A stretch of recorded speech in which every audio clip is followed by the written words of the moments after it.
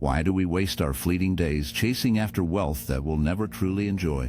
Why do we squander precious years trying to impress faces we secretly despise? Why do we obey invisible chains forged by a society just as hollow and directionless as ourselves? Why keep moving forward when death waits patiently, inevitable, and silent at every corner? Wake up, shuffle through the endless commute, grind through meaningless labor, consume food mechanically, slip into restless sleep, only to repeat this soulless ritual, day bleeding into day, month swallowing month, year devouring year, until one morning, trapped in a brief moment of clarity while brushing your teeth, you stare into your own hollow eyes, and a chilling thought claws at your mind. What's the point of any of this? Perhaps you felt it too, that creeping dread when the same bleak routine tightens its grip, turning life into a maddening, infinite loop. This was the nightmare that haunted Albert Camus, that French thinker who wrestled with a void and found an unsettling truth. The only escape is to embrace happiness in a world stripped of meaning. Long ago, people clung to religion, a thin veil of answers holding back the darkness. Life was brutal, yes, but there was comfort in the thought of a divine plan. Every pain had a purpose. Death was just a shadow passing through a door to something beyond. Then science tore that veil apart. Darwin, the Big Bang, revealing a cold, indifferent universe. Nietzsche foresaw this abyss. He declared, God is dead, not because a God fell from grace, but because the old faith crumbled beneath the weight of reason. Science claimed truth, but left behind a yawning void where answers once dwelt, and in that void we wander, chasing ghosts, knowing the end is waiting in the dark. Have you ever noticed how losing something truly important doesn't just leave a void where that thing used to be, but also shatters the sense of security it once provided? That's precisely what happened when society began to drift away from religion. It wasn't just faith in God that slipped away. It was the steady ground beneath people's feet in a world full of uncertainty. When Darwin introduced evolution and scientists unveiled the Big Bang, faith's hold quietly loosened. Nietzsche was the first to catch this shift. His striking claim that God is dead wasn't about a literal death, but about a culture growing distant from its beliefs, replaced by science and skepticism. The loss sparked a profound crisis. If God is gone, what gives life meaning? For many, the answer was bleak.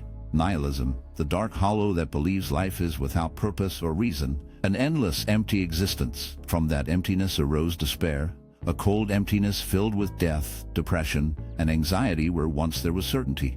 Then came Albert Camus, who faced this bleak void and asked a different question. What if the absence of meaning is not something to fear, but the very space where true authenticity and happiness might be found? Camus saw what others missed, our painful tension. On one hand, a desperate need to find meaning in all things, and on the other, a vast silent universe that refuses to give answers. He named this agonizing standstill the absurd. It's like trying to carry on a conversation with someone who never replies, leaving you wondering if any words are worth saying at all. You keep probing, demanding answers, while the cold, uncaring universe watchfully lets you writhe in silence. It doesn't care if you exist.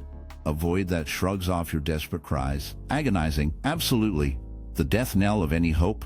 Not quite. If you heed Camus, he found a twisted kind of joy in this abyss.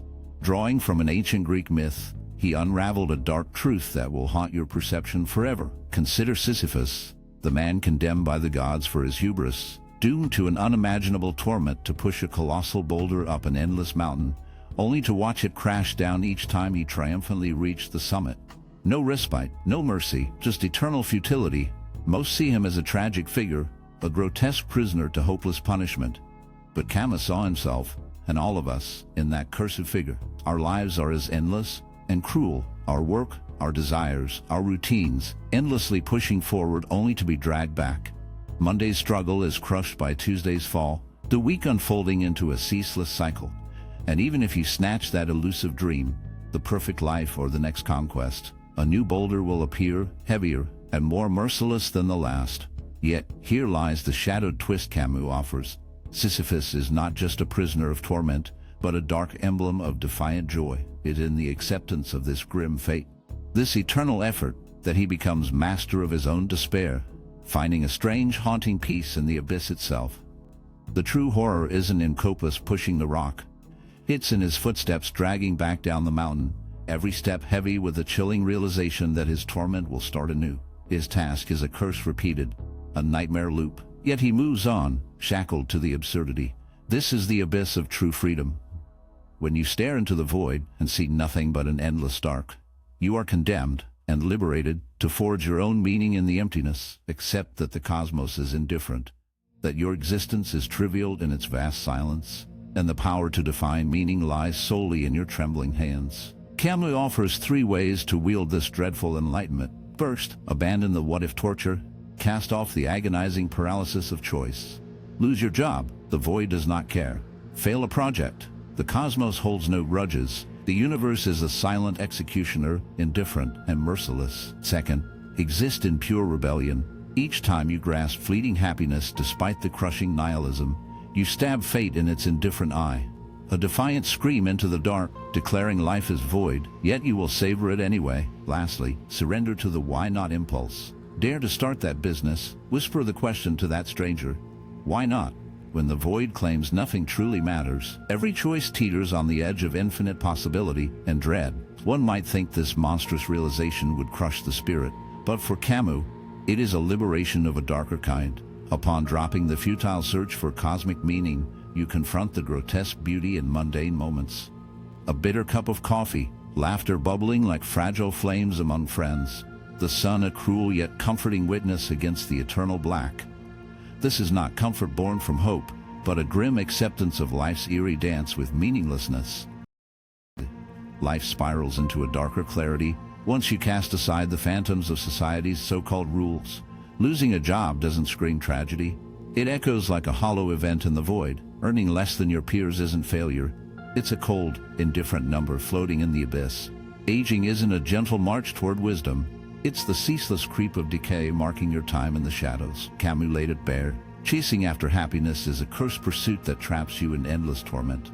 His plea, stop drowning in the endless labyrinth of meaning, and just exist in all your fragile, terrifying reality. Look at the cesspool of social media, where everyone parades their fabricated victories, fake bliss, and meticulously staged illusions.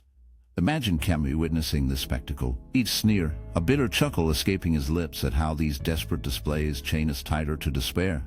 Your followers, likes, and false status are nothing but Sisyphean boulders, dragging you into futility. The true horror lies in realizing that these weights have no meaning.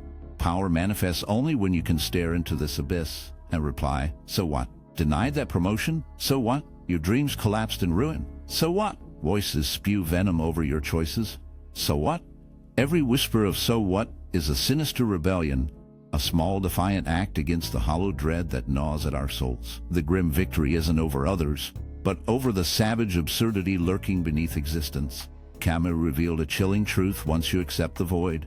When nothing truly matters, you are cast free, unshackled to wander, and forge on your own terms. This freedom is no salvation, but a dark gift. A chance to create, to fail, to rise or fall, while staring unblinking into the abyss. Many twist Camus' vision into reckless abandon, mistaking nihilism for careless destruction. But the true horror is knowing the fragility beneath. It is the quiet acceptance of a meaningless realm.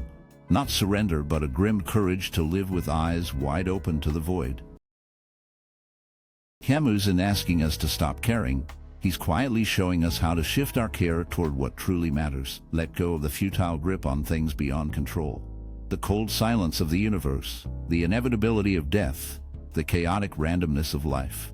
Instead, focus on the fragile, fleeting reality right in front of you. Some days, you might feel like you've won, only to watch the rock tumble back down, the weight heavier than before. But you keep going, because what else is there? You learn to find some hollow joy in the endless pushing itself, even if it's tinged with sorrow. You make peace not with triumph, but with the relentless up and down pulse of existence. Your worth isn't in how far you push the boulder. It's in how you bear the ceaseless, exhausting labor. Camus left us with a bleak yet powerful thought. Imagine Sisyphus happy. Not because his task makes sense or he'll ever succeed, but because he chooses to keep going, despite the crushing futility. That's where strength lies, nestled in quiet resignation. Look around your life at this moment, your work, your people, the routines that blur one into the next. They may feel empty, hollow echoes in a world that doesn't care. Perhaps they are meaningless, but you're still free to try to fill them with something. Anything that stops the void from swallowing you whole. Each morning offers a choice. Let the heavy meaninglessness drag you under, or twist it into a strange source of power. Use it to create, to love, to laugh, and live. Not because it matters to the stars or the silent infinite, but because you stubbornly demand it matter to you. The universe owes you no reason. You owe it no explanation. Your story, your rock, your fleeting joys, those are yours alone, carved out in defiance of the abyss. And maybe the cruelest irony is this: real happiness doesn't spring from uncovering some grand meaning. It grows from the acceptance that there is none, that in embracing meaninglessness, you find the strange courage to live anyway. That is how you play the absurd game, how you survive the pitiless emptiness, and carve out a quiet place for yourself to be.